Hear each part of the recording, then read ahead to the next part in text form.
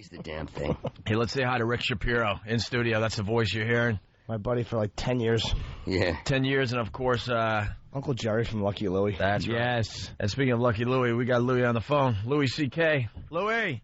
Hey, guys. Good morning. Good morning. Welcome to the Opie and Anthony Show. Hey, thanks for having me on, guys. You know, we got Rick in studio, too. Oh, Rick Shapiro? Yeah, he's right here. Hey, Louie, I need some favors. I'll call you later. You know what? I'm going to be doing some stuff. Yeah, you're going to be busy, I know. So what's up, man? How are you? Are we? I just don't know. Are we on terrestrial or satellite? We're on both, but we're on terrestrial as well. Yeah, so if you're going to curse, just, keep it to a minimum. I won't. So they could understand what you're saying, that's all. Yeah, like 11 o'clock we can. At 9 o'clock we can. 9 o'clock, it's all out. Where's Louie right now? L.A.? I'm in Chicago right now. Oh, Chicago, okay. L.A. would have been pretty early. Well, Chicago. So we got to start by asking what the hell happened. We all love the show. The listeners love the show. Yeah, well, here's the thing. It had good ratings. They were increasing every week, like they're going up every week. We had a really devoted following, like real fans that loved the show. And it had some bad reviews, but a lot of really good ones from really credible places. And so they decided to cancel it. Yeah, well, that makes perfect sense. Yeah. What was the reason given, though? Did they give a reason, man? I've actually gotten a really weird reaction from people. Like, people are really surprised it was canceled. I got great audio of 4,000 people booing in Cleveland when I announced that. That made me very happy. But I don't think did they ever give, like, a real reason? They certainly didn't tell me. Yeah, 4 guys yelled at me on the street, too. They were angry. Yeah, no, people get really mad. I mean, my job now is to break the news to people that the show got canceled. Oh, that's got to be a fun phone call. Oh, yeah. Well, I mean, everywhere I go, airports and stuff, because people always come up and say stuff to me about the show. And now they say, hey, when's the new one's coming out? And I go, it's not, it's canceled. And they go, no. And I got to break it to them. It's like, it's just a crappy job to have. But they get pissed as hell. They get really mad. Cause yeah, they get really mad. It's not the usual Will and Grace type of watcher. It's guys who don't always watch. Yeah, it was like the ugliest people in show business all in one program. Yeah.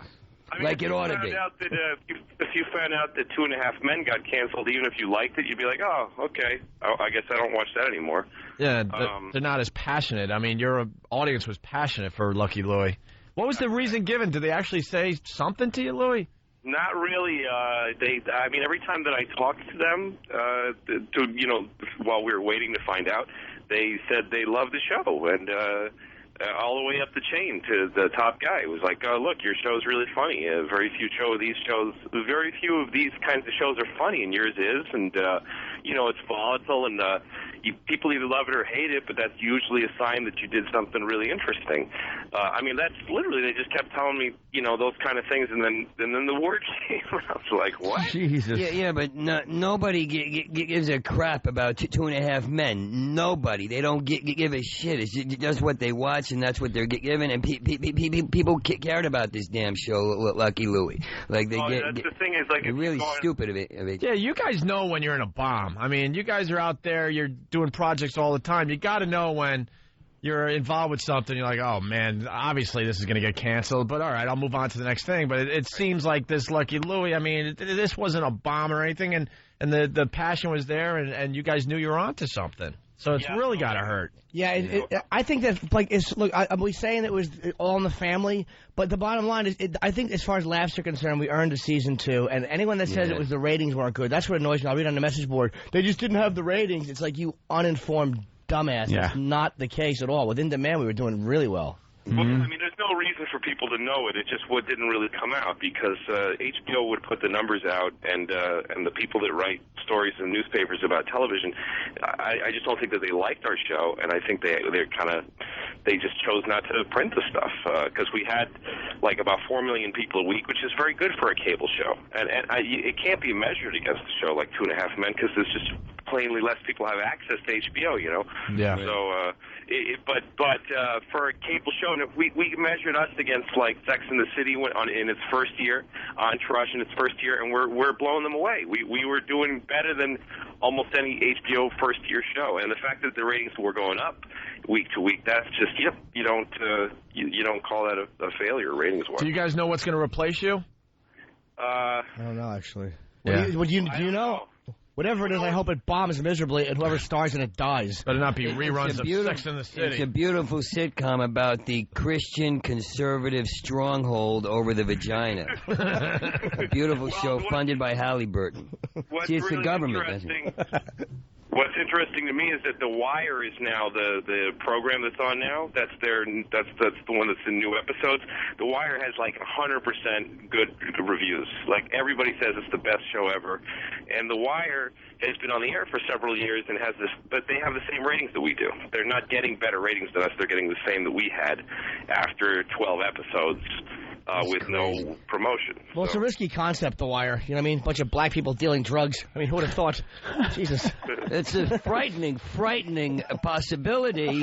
But you know, it's still safe because it wouldn't happen outside in your house. Yeah. Well, not in mine, anyway. I don't think it was just that the show. I mean, the thing is, the show made people really mad. Some people, it's not. We can't sit here and go like everybody loved it. This is crazy. Right. But the fact is, a lot of people hated the show. It's true, and but not as many as people liked it. And the people that hated it, I think, had more. Yeah, it's obvious. More voice. It's obvious the show found its audience. So where do you guys go from here? It seems like the show still has some life. It doesn't feel dead to me. It just feels like there's still a chance. There's a petition online that has like 7,500 signatures, which I don't know how many that is, but for instance, Carnival that went off the air 2 years ago, they have a petition and it's 17,000, and so that's like a 2-year-old petition, and ours is about 3 weeks old. So it goes up every couple of minutes. I can't wait 2 years. I don't want to wait 2 years. It's really, and it's not that we're bitter, like, we were the greatest show ever, man. It just really is kind of. I was shocked when they canceled it. Like, I kind of knew it because we hadn't heard anything. I'm like, man, I think for laughs, we earned a season 2, man. Yeah, it was easy to expect this. Do you think all that male nudity sunk you? You think that might have had something to do with it? You should have let me get hard, Louie. You should have let me get hard. That was a huge choice. That's how uncomfortable it was to see Rick naked, though. Even the gays in Hollywood were like off the air. They're running around their apartments going, no. No, listen, we pulled no punches on that show. Yeah. Oh, you went for it, all right, man. Male nudity for everybody. That wasn't mine, though. It was Alan Alda's. Yeah, exactly. Dude, how can people look? I know people ask me who can they call, and I always say call HBO, but I know that there's a way to get a hold. What are people supposed to do? Because I honestly don't know. Well, when I call HBO, you call the main switchboard number and ask for the guy who's the chairman, and you get him. I mean, I feel reluctant to give a phone number and a name because I'm going to get creamed, but it's not hard. Well, I'll give his name. It's common knowledge who he is. He's Chris Albrecht. Don't be crazy when you call, because the guy did put us on the air. We don't hate him. I like him. I mean, here's the thing: is that HBO people say to me you should be really mad at them, but I'm not, because they put us on the air and they let us do the show exactly the way we wanted to, and they tried it for 12 seasons. They never pulled us off. 12 episodes. 12 seasons. Wow, if that wasn't a really deep-seated. A mental slip. No anger. Sorry about that. I can't believe after 50 Emmys, there were douchebags like David Bancouli at the Daily News saying, pull us off the air, and they didn't do it. They kept us out there. So, I mean, and for me, this isn't about my personal grief, because I'm doing a special for HBO, and I'm even developing other shit there. So it's not me. It's just that I feel horrible that this show isn't still there for the people that love it, and I love working on it. And Jim, what is Jim going to do now? It's over for him. I know. I really am finished. It's like a you little really lost meant boy. me, didn't you? Because I'm not busy.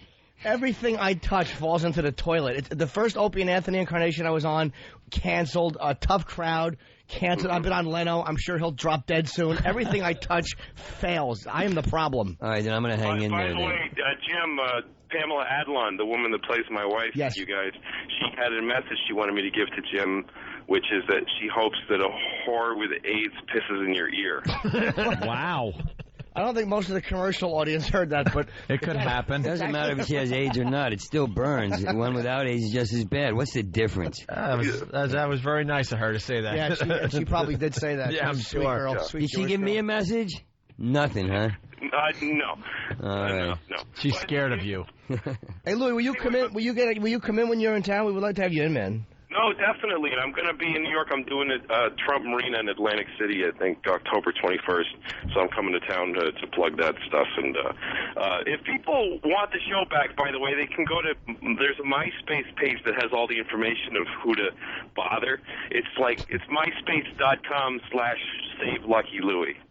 So that's where the petition is and all that stuff. And you got the show coming out on DVD soon, right? Yeah, January. January? Coming out on DVD January 30th, and I mean, they might change that date, but that's what I was told so far. And you guys are doing the commentary and all that? Rick was supposed to Yeah, do we it did today, commentary. but did they move it? They moved it to Monday. To Monday, which I'm flying back from Cuba, so I may have to do it Tuesday. But me and Shapiro are doing commentary for one of the episodes together.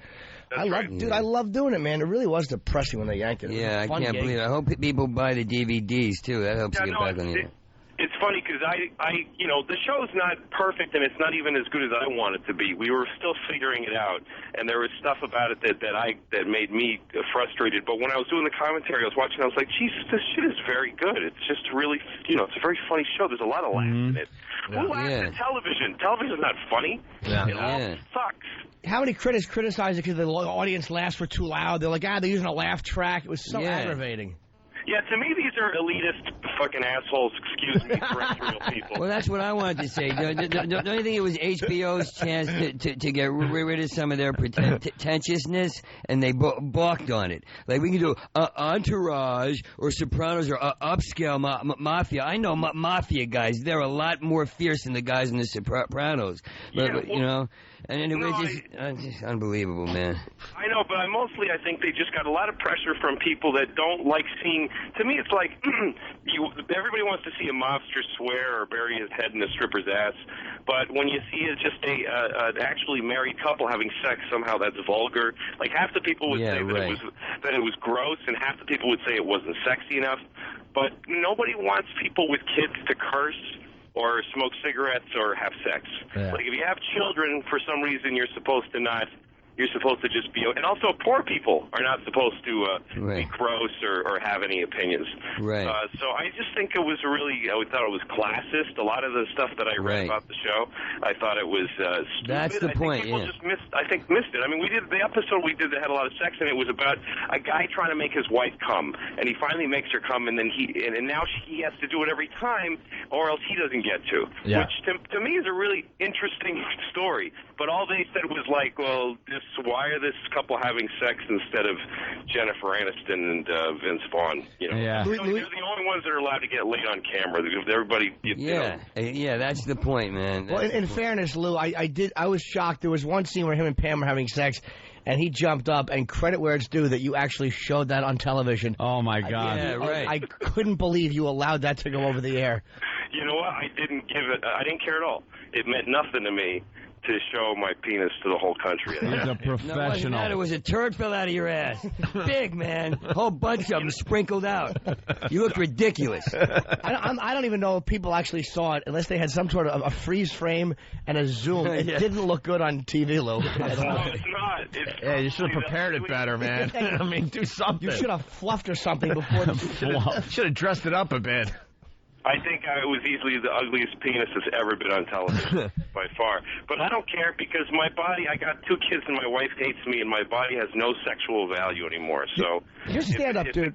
I envy you. I love your stand-up. It's so honest and just about the misery of hating the kids, but just it's not like stock forced anger. It really is like you want to just bash your children, and I love the way you address your kids as if they're adults. I mean, it's just really funny. I finally saw Louie at Caroline's, I guess over the winter, and man, I haven't laughed that hard in a long time. Just real honest comedy. This is what a good friend Opie is. He almost said I never laughed that hard, and then he realized I'm a comic, and he's seen me before. Yeah. So he's my buddy. You know. Hey, where are you in Chicago, man? What are you doing in Chicago? I'm doing Zanies in Chicago this weekend, and then I'm going to New York for that some gigs, and then that Atlantic City on April, Jesus Christ, what are we, October 21st, and then I'm shooting this hour special for HBO back in LA November 3rd. So that's exciting. Well, Save Lucky Louie it's myspace.com/SaveLuckyLouie. So, dude, come in when you're in town, man. I would really love to hang and have you do the walkover with us from here to XM, because a lot of what you said didn't go through. But I can't wait to read the dump report once we get to XM. Oh my God, I know. It's gonna be great. It's gonna be a lot of Louis C.K. Tributes. But we got dumped. So if you love the show, man, we appreciate everyone that loved the show. Those of you that didn't like the show, I mean, I'm asking the fans to help out. But if you didn't like the show, don't help out. I mean, I understand it. Just be honest about it. Yeah, because Fight for the show to come back. well, there's people checking in saying they hated the show, but the point we're making here, everyone has opinions about what they like and don't like. The point is, this show did find its audience on HBO. It had really good ratings, and that's what we're getting at today. Yeah, people that thought the show sucked or whatever. That's fine. That's your opinion. Yeah, you like something I don't different. care. The people who thought that are soft. They're condescending and soft. They don't look at what's going on. They don't want to hear the real shit. I can say what it is. These guys are the biggest pussies I've ever heard. People call who would live like that? I'm canceling my. That's what a woman said. Who would live in that house? Why don't you look out your goddamn window? Who would? But who talks like this? Who would live? A cockroach wouldn't live in that house. It's like you're even inverted in your. You don't even know what you're saying. A cockroach would, you moron. And they do. And we got to put up with that voice. Watch Entourage. You go. They're cute. They put gel in their hair. Just get out of here, man. Hey, there you go. I'm sorry, but it's all right. I love you, Louie, like crazy. Yeah, man. Another way to look at it. Oh, man. That makes me so happy. Yeah. I'm really looking forward to seeing you again, man. And again, it's if you like the show, man, and you want to help us out, and I'm on opieandanthony.com. We're going to put up just the main switchboard number, which is not a private number. It's just a regular switchboard number for HBO that you can get a hold of. And just be respectful of your call, because they did put us on, man, and we do. Yeah, you guys also, the stuff we had planned for Jim Norton is insane. We wrote 8 scripts that exist that we were going to shoot and that they paid us to write, and it's all, Jim Norton has all these great, like we found out actually that if he has emotional turns and actually gets involved, he actually becomes really hilarious. Yeah. Like when a little girl hurts his feelings and stuff like that. God, he's great. There's nobody like Jim in the world, thank God. And but he was Jim's character was developing nicely throughout the whole season. The only person I kind of compare myself to is the obvious John Mark Carr. But I wanted to do a nude scene so bad, dude. I really wanted to be naked. You would have. We had a lot of stuff. Yeah, you had no choice. I don't think about male nudity. I don't think that would have been difficult to pull off on the show. And for my fan that's out there, you had me doing. I was going to do some good shit. I wanted to say that because I'm not competing. I just wanted to say that. Rick, we talked about what we were going to do. We talked about the monologue you did at the end of one of the shows. Oh my! One of my favorite God. scenes. Oh, thanks. That we played the whole thing. I think over at XM. What was it again about having sex with old people? Well, yeah, it was a drunk. Oh, yeah. Oh my! That was one of the funniest things I've seen on TV, man. Because you think it's going to be this cornball PSA about drunk driving. Yeah, Louie, you tricked me because we did a whole thing on that. We're like, oh no, HBO made him do this at the end of this episode, and then of course the that's why I love Louie. I mean, that's a great turn. That was a great turn. It was a perfect parody of those crappy things you see at the end of real stupid sitcoms. When they get edgy. They have to tackle in the special episode. That fake responsibility and they don't even care. What? Explain it for the people that didn't hear.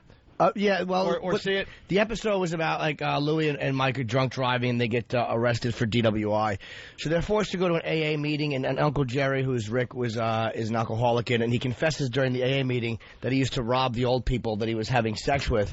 And then at the end of the episode, it's all about drunk driving and alcoholism. And at the end of it, Rick comes out and says, I'm Rick Shapiro from the Opie and Anthony. Hey. Wow. Yeah. Oh, I did it. I'm in. Talk about secret fears of mine. There's my low self-esteem popping out. No, it's a hope. There's Rick Shapiro. I'm Rick Shapiro of the Lucky Louie program, and we covered a very serious subject. And you're like, oh God, it's going to be about drunk driving. Because we made fun of AA throughout the whole thing, and just said that people that are really alcoholics are really just a-holes with no judgment.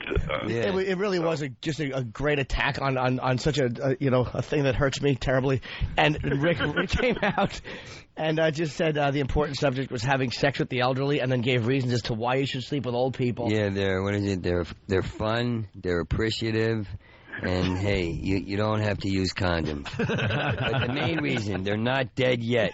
That's what it was. The biggest laughs I remember from the show was that one. Was that at the end of that? Because that took everybody so completely off guard, and Rick walking out naked at the end of that episode. Oh yeah, that's the biggest laugh I've ever seen anything get.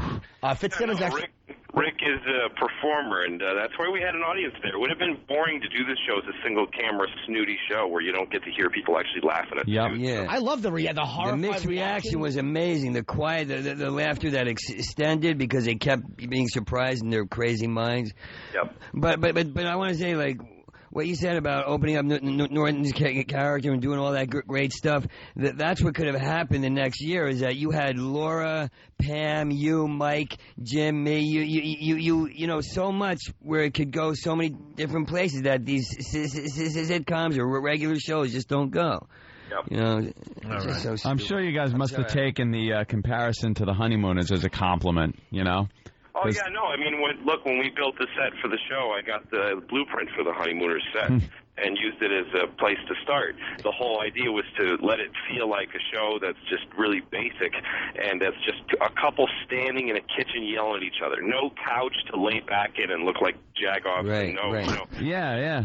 And I love the idea that, you know, you think you were in charge, and it was, you know, the wife, you know, no matter how much you thought you were getting one over on her, she was just slicing you apart.